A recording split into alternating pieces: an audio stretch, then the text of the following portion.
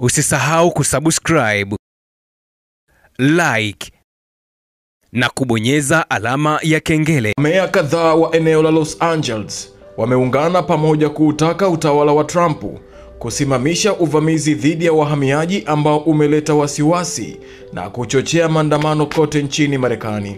Mameya hao wakiwa na wajumbe wa mabaraza ya miji wamemtaka Trump siku ya Jumatano aache kutumia jeshi pamoja na mawakala wa uhamiaji kwenye msako wake kwa wahamiaji.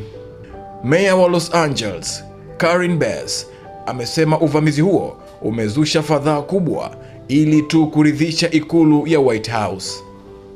Sehemu ya mitaa ya mji huo imeanza utekelezaji wa amri ya kutotoka nje usiku ya Jumanne, lakini eneo linalohusika lina ukubwa wa maili moja tu ya mraba, ili hali mji wenyewe mzima una maili 500 za mraba. Kiasi cha wanajeshi 500 waliotumwa kwenye maandamano ya Los Angeles wamepewa mafunzo ya kuwasindikiza maafisa wa wahamiaji kwenye operation ya kuwakamata wale Trump anaowaita wahamiaji haramu. Watu ambao wamekamatwa kwenye msako huo wa nchi nzima wakiwemo waomba hifadhi, watu ambao wamekaa kwa muda mrefu zaidi ya vibali vyao, na wahamiaji hao wanaitwa haramu wanaongojea uamuzi wa mahakama, huku wakishikiliwa kwenye jela zilizosambaa kote nchini Marekani.